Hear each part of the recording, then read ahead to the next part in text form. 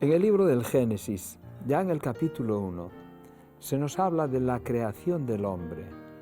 Dice Dios: hagamos al hombre a nuestra imagen, conforme a nuestra semejanza, y señoree en los peces del mar, en las aves del cielo y en las bestias, en toda la tierra, y en todo animal que se arrastra sobre la tierra.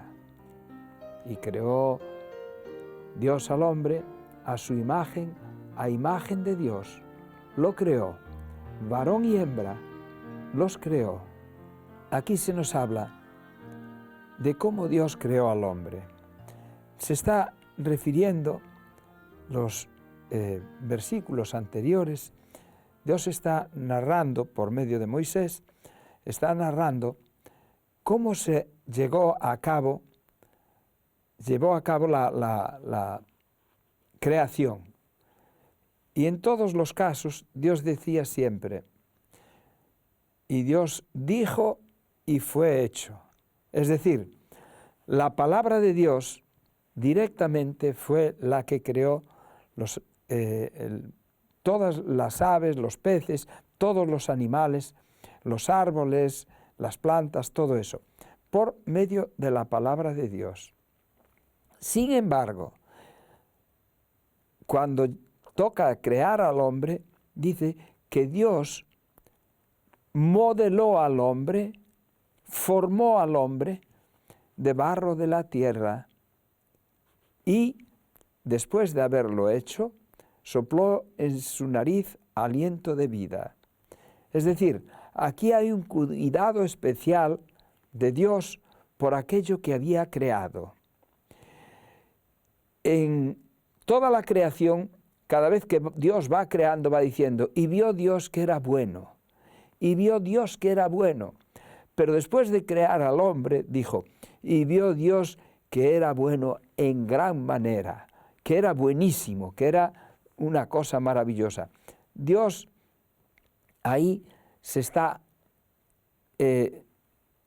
disfrutando de lo que acaba de hacer, del ser humano, de ese hijo, de cómo le había salido.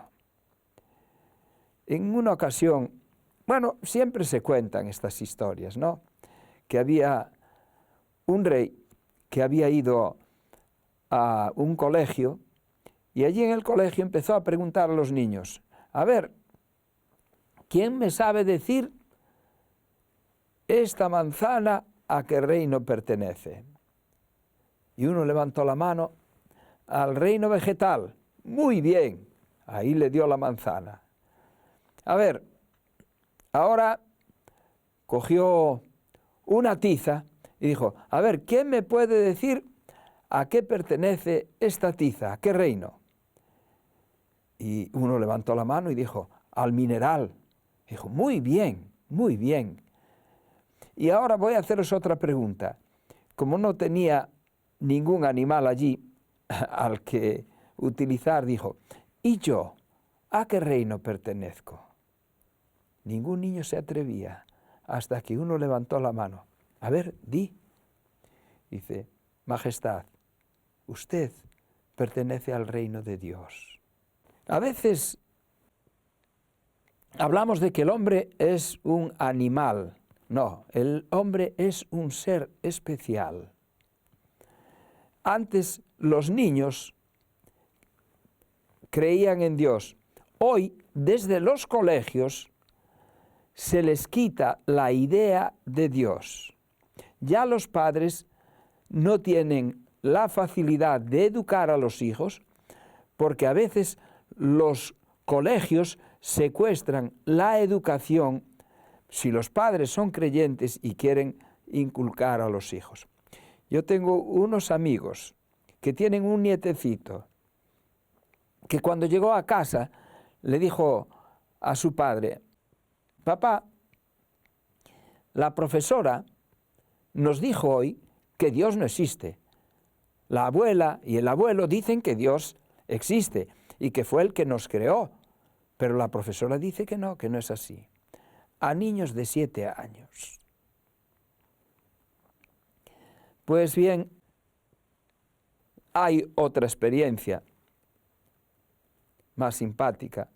Parece ser que la profesora en aquel caso les dijo a los niños, no se metió tanto, y les dijo a los niños, creo que fue en Brasil esto, bueno, ahora vais a ir a casa y vais a investigar de dónde venimos, de qué venimos. Así que podéis preguntar a mamá, a papá, a los abuelos, a quien queráis. Y mañana me dais las respuestas. Total que ese niño, el niño de la historia, va al papá y le pregunta. Y va a la mamá y le pregunta. Y la mamá, cuando es preguntada por su hijo, le dice, mira hijo, nosotros venimos de la creación de Dios. Dios, que es un ser maravilloso y muy poderoso, creó al hombre, creó todo el mundo y nos hizo a Adán y a Eva, y Adán y Eva fueron teniendo hijos y de ellos venimos nosotros. Es decir, de los hijos de Adán y Eva se fueron teniendo otros hijos y otros, y nosotros venimos de ahí. Venimos como fruto del amor de Dios. Dios es amor y quería crear unos seres con los cuales podría disfrutar porque quería amarlos y ser amado por ellos. Y dice, pero mamá, papá no me dijo eso. ¿Y qué te dijo papá? Pues papá me dice que el mundo surgió con una explosión y que nosotros descendemos del mono. La madre dijo, bueno, mira, yo no voy a contradecir. Quizás la familia de tu padre, él sabrá, pero nosotros venimos de Dios. Es simpático, es gracioso. Pero siendo gracioso, vemos que hoy se está eliminando la idea de que hay un Dios creador, un Dios que creó todo por su palabra y al hombre lo hizo diferente, lo formó de polvo de la tierra y sopló en su nariz aliento de vida y fue el hombre un ser viviente. Dios tenía un proyecto para el hombre. Les dijo, fructificad, multiplicaos, señoread y cuidad la creación. La hice para vosotros, para que la disfrutarais. Es como cuando un papá y una mamá le compran el gatito o el perrito para su niño, para que tenga con qué jugar, para que tenga un amiguito. Así Dios le hizo al hombre con toda la creación, con todos los animales. Dios le dio el estatus de hijo y lo coronó de rey de la creación. Era poco menor que los ángeles. Y nos dice la Biblia que lo hizo un poco menor que los ángeles, dice, y le coronaste de gloria y de honra, y le pusiste sobre las obras de tus manos. Le dio un régimen alimentario. Le dijo, mira, lo que te conviene comer es fruta, frutos secos, semillas, cereales y otro tipo de semillas. Y después del pecado, cuando el hombre pecó, le cambió el régimen. Dios está atento a esos detalles porque sabe lo que le conviene al hombre y lo que debe hacer el hombre. Entonces, después del pecado, el hombre perdió el acceso al árbol de la vida, que era fundamental para su salud, y entonces le dio a comer también los productos del campo, es decir, las verduras, las legumbres, todas las hortalizas. ¿Por qué? Pues porque el hombre, al pecar, se va a quedar en manos del enemigo, si se separa de Dios, y el enemigo va a intentar enfermarlo como sea. Y Dios en estas plantas ha puesto fitoquímicos, ha puesto unos elementos que ayudan al hombre a conservar su salud, ya que no puedes acceder al árbol de la vida porque vivirías eternamente y eso iría muy mal para el universo. ¿Por qué? Porque el pecado se perpetuaría. Pero no solo eso, sino que además imaginémonos que gente malvada, y yo no voy a decir nombres, pero está en el pensamiento de todos, que ese ser tan malvado que existió y ya murió, estuviera viviendo para siempre. Sería terrible. El pecado lo trastocó todo y a partir de ahí aparecen los homicidios, la muerte.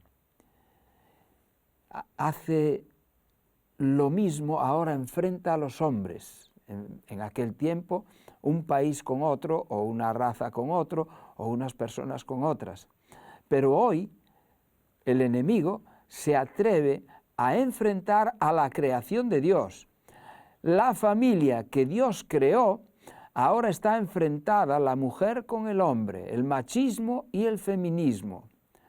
Hombres que han dejado de comportarse como seres humanos y maltratan e incluso matan a las mujeres, y mujeres que odian al varón per se y que lo destruirían si pueden, porque eso es una parte grande del feminismo. No digo que todas las personas que creen en los derechos de la mujer y que los defienden, que todas piensen así, pero sí hay mucha gente que ya vive desde hace muchos años en ese lugar.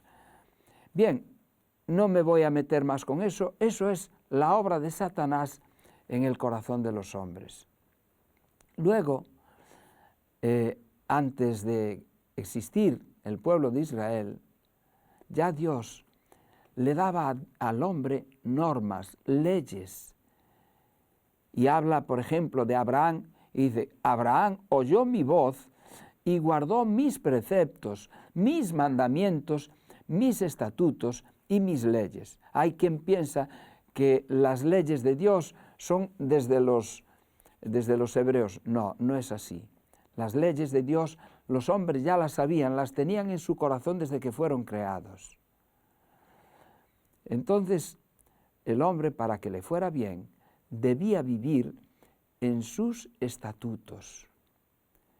En Éxodo, ya con el pueblo judío, Dios le dijo a Israel, si oyeres atentamente la voz de Jehová tu Dios, e hicieres lo recto delante de sus ojos, y dieres oído a sus mandamientos, y guardares todos sus estatutos, ninguna enfermedad de las que envié a los egipcios, te enviaré a ti, porque yo soy Jehová tu sanador. Aquí voy a hacer un pequeño paréntesis, porque Dios no envía enfermedades, pero cuando Él las permite, entonces Él se echa la culpa a sí mismo. Pero de entrada es el hombre el que las produce, el que las busca, y Satanás el que las produce. Tengamos claro esto. Dice, yo soy Jehová, tu sanador. Es decir, si tú andas en mis preceptos, oyes mi voz, yo voy a ser tu sanador. Y les dice después, guardaréis mis estatutos, mis ordenanzas, los cuales, haciendo el hombre, vivirá en ellos. Y te acordarás de todo el camino por donde te ha traído Jehová tu Dios. Estos 40 años en el desierto, le está diciendo al pueblo de Israel, para afligirte, para probarte, para saber lo que había en tu corazón. Si habías de guardar o no los mandamientos de Dios. Y te afligió y te hizo tener hambre y te sustentó con maná, comida que no conocías, ni tú, ni tus hijos, ni tus padres, nadie la había probado ni conocido antes, para hacerte saber que no solo de pan vivirá el hombre, sino de todo lo que sale de la boca de Jehová. Dios dio normas al pueblo de Israel para que vivieran en ellas, para su bienestar físico, para su salud. Les da maná, les da consejos, les dice, mirad, tenéis que lavar las manos. Para que no haya plagas aquí, cuando uno vaya a hacer sus necesidades, tiene que ir fuera del campamento con un palo, cavar y allí hacer sus necesidades y luego enterrarlas. Porque si no, las moscas van a venir, picar aquí, picar allá, y os van a transmitir enfermedades. Les dio leyes sobre todo. Les habló hasta del palo. También les dio una ley moral, la ley moral más perfecta que se ha escrito, los 10 mandamientos. También les dio una ley social, leyes acerca de la atención a los necesitados, leyes acerca del control de los problemas y relaciones que surgen entre las personas, y también leyes espirituales. Les dio una ley sobre el santuario, para que ellos comprendieran el plan de la salvación de Dios. Y entonces, si ellos crecen en estos 4 aspectos, Dios tenía un proyecto. Si vosotros me reflejáis en estos 4 aspectos, lo que va a suceder, dice en Isaías, yo Jehová te he llamado en justicia y te sostendré por la mano, te guardaré y te pondré por pacto al pueblo, por luz de las naciones. Y sigue diciendo en otro lugar, poco es para mí que tú seas mi siervo para levantar las tribus de Jacob y para que restaures el remanente de Israel. Es decir, el hecho de que tú trabajes dentro de tu pueblo está bien, pero no me es suficiente. Yo te di un papel más importante, sigue diciendo, te di por luz a las naciones para que seas mi salvación hasta lo postrero de la tierra. Es decir, el pueblo de Israel tenía un motivo de ser, y no era mirarse el ombligo y ser muy buenos y decir que buenos somos perfectos, somos los mejores. No, no era ese el propósito de Dios. El propósito de Dios es que lo dieran a conocer a todos los pueblos del mundo. Y de hecho, en la época del rey Ezequías, Dios había hecho un milagro tan grande que hizo volver la sombra atrás varios grados, es decir, unas horas. Y el mundo dijo, ¿qué pasa aquí? ¿Qué pasa aquí? Esto no es normal. Este fenómeno nunca se ha visto en el mundo. Y entonces Dios le había dado la prueba a Ezequías de que el sol iba a ir para atrás para hacerle saber que él lo iba a sanar. Ezequías era un buen rey de Dios. Y mandó el rey de Babilonia, cuando se enteró, los babilonios eran muy amantes de la cultura y del conocimiento, entonces mandó a gente allí para que se enterasen, para preguntar, bueno, ¿qué Dios es ese que hace semejantes cosas? Tristemente, Ezequías, en vez de mostrarles a Dios, lo único que hizo fue mostrarles los tesoros de su casa. Luego está Salomón. Salomón era un hombre muy sabio y su sabiduría, dada por Dios desde el principio, Dios se lo había ofrecido. Él pidió sabiduría y Dios se la dio, más que ningún hombre que haya existido en la tierra. Y conociendo la historia de su sabiduría y de dónde le venía, la reina de Saba se fue a Israel a conocer a Salomón y a aprender más del Dios de Salomón, un Dios que podía hacer tan sabios a sus hijos. Pero el enemigo trabaja. Es decir, si Dios tiene un pueblo para mejorar al mundo, el enemigo también trabaja. ¿Cómo? Estropeando al pueblo. ¿Cómo? Con críticas, con rebeliones, con división.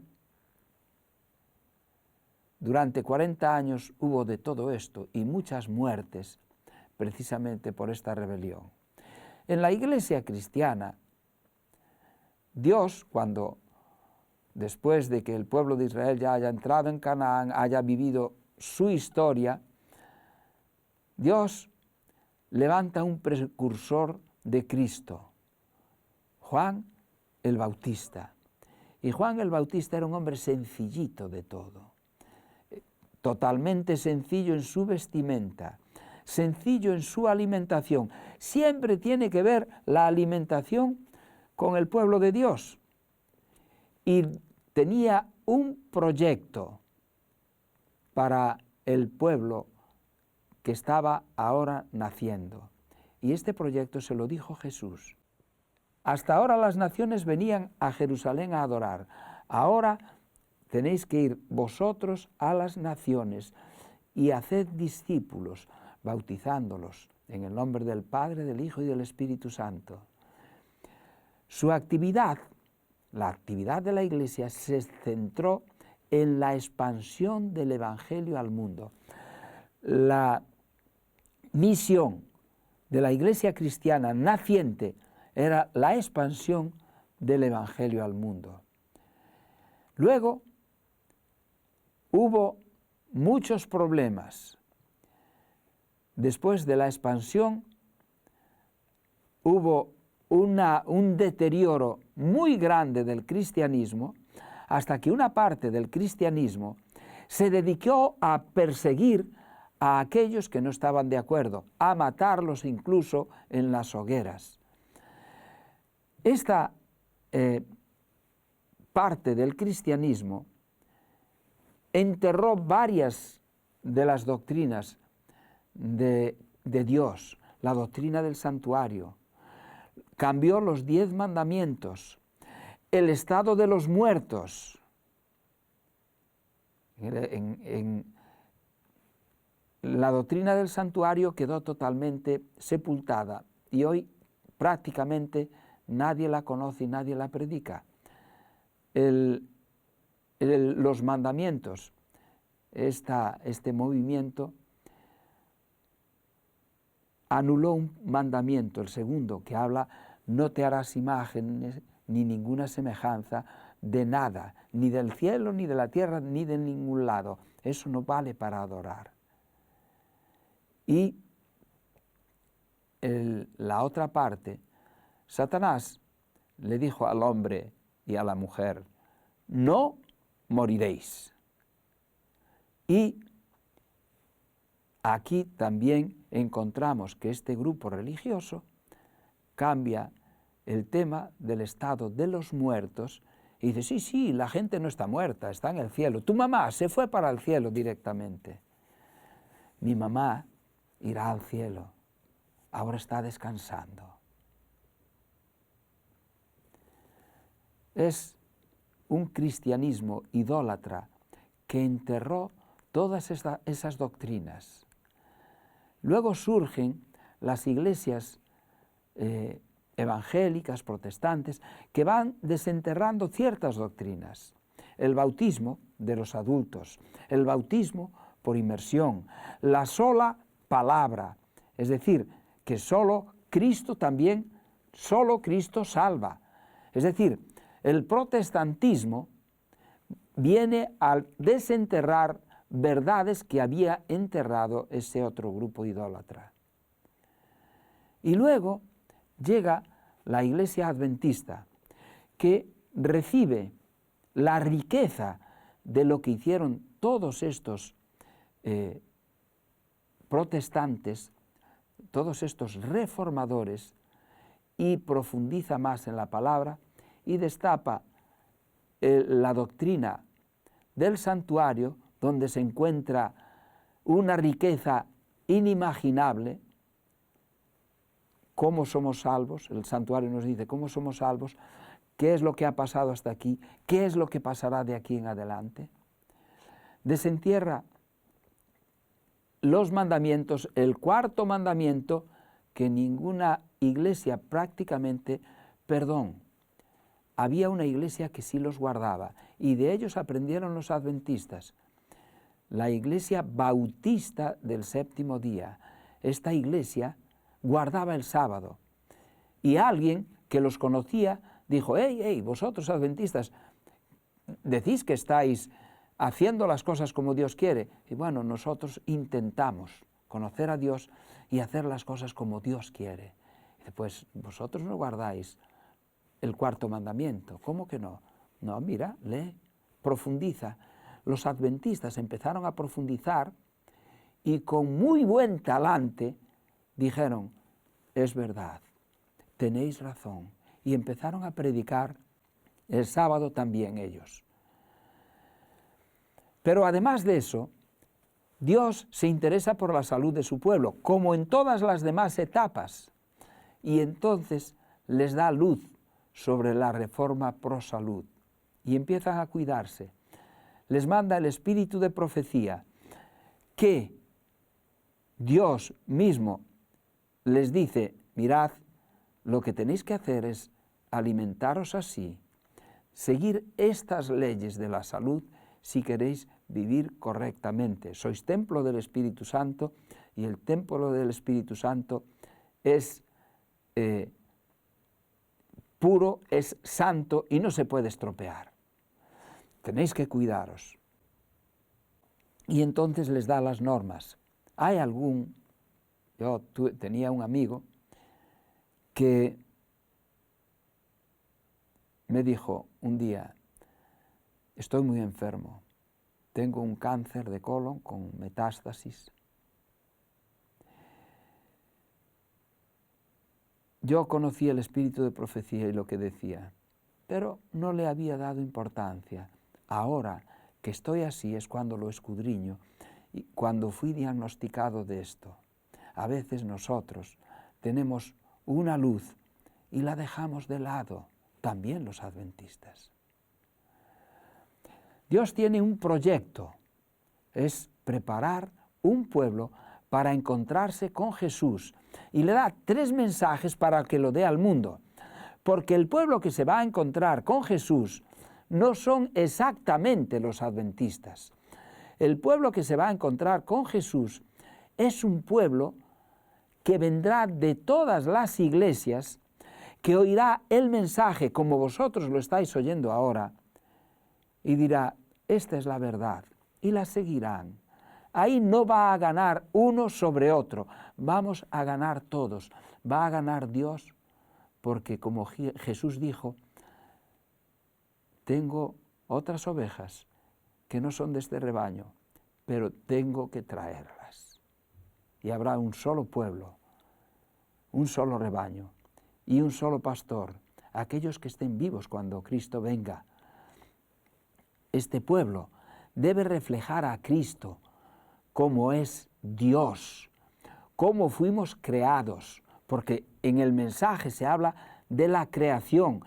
Se dice, adorad al que hizo los cielos, la tierra, el mar y las fuentes de las aguas. Es decir, creed en el Creador y adoradlo. ¿Y cómo volveremos a ser? Cristo está esperando con un deseo anhelante la manifestación de sí mismo, su propio carácter, en su iglesia, en su pueblo, en aquellos que le siguen. Cuando el carácter de Cristo sea perfectamente reproducido en su pueblo, entonces Él vendrá para reclamarlos como suyos. ¿Cómo fuimos creados a imagen de Dios?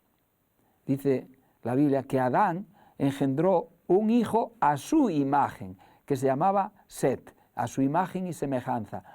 Pero de Caín no dice que fuese a su imagen y semejanza. Si Set era imagen de Adán y Adán era imagen de Dios, Set era pueblo de Dios. Y de hecho, cuando él tuvo un hijo llamado Enós, los hombres empezaron a llamarse del nombre de Dios. ¿Cómo es Dios? Pues Dios es amor, Dios es generoso, Dios es humilde, porque se hizo hombre, se humilló para venir a la tierra en la segunda persona de la divinidad. Hizo la naturaleza como Él es. ¿Sabéis cómo es nuestra naturaleza? Los hombres ni la conocen. Los hombres generalmente atacan la enfermedad a balazos. Pero Dios dice, no, vence con el bien al mal, no resistas al que es malo, dijo Jesús. Nuestras células guardan la semejanza con Dios, mis células, tus células. Cuando una célula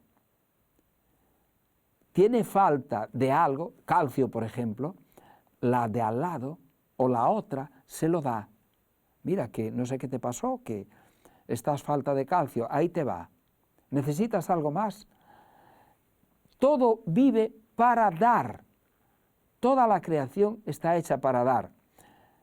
Hay una idea que tiene todo el mundo y es que las células malignas, cuando tenemos células malignas, entonces van extendiéndose y van contagiando a las células vecinas y entonces todas se vuelven malignas. No es verdad, no es así.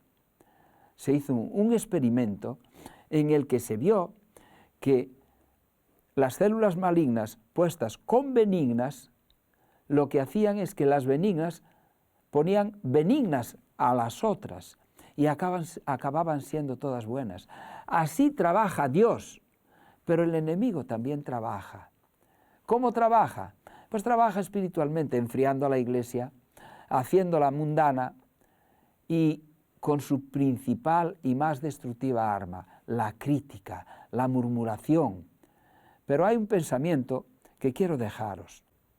El peor de nosotros tiene tantas cosas buenas, el peor, y el mejor de nosotros, el mejor, tiene tantas cosas malas, que yo nunca debería hablar mal de ninguno de nosotros.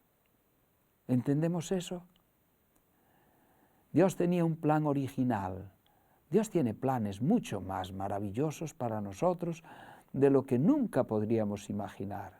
Todo el cielo está interesado profundamente en la creación del mundo, del hombre, en los seres humanos. Los seres humanos constituían una raza nueva para el universo, distinta. Fueron hechos a imagen de Dios. Y era el propósito del Creador que poblaran la tierra. Habían de vivir en íntima comunión con el cielo, recibiendo de la fuente de todo poder, Dios, y sostenidos por Él. Habían de vivir vidas libres de pecado. Dios creó a Adán y era un poco menor que los ángeles, pero le puso una prueba. ¿Por qué? Porque si pasaban esa prueba, es como cuando hacemos ejercicio, ellos y sus descendientes llenarían las vacantes que fueron dejadas en el cielo por Lucifer y sus ángeles. Este era el proyecto de Dios para el ser humano. Dios tiene planes para nosotros mucho más maravillosos de lo que podamos imaginar, incluso de lo que podamos desear. Dios es un Padre maravilloso. Tenía unos propósitos, unos proyectos, un propósito para Adán y para Eva y para todos sus descendientes. Ese propósito sigue siendo hoy para nosotros. No venimos del mono, no somos monos evolucionados, somos hijos del Dios del universo, algo muy querido para Él y para todo el universo, porque todo el universo está pendiente de nosotros. Un Dios así no merece que lo queramos, no merece que le entreguemos el corazón. Yo le entregué el mío y quiero entregarlo cada día.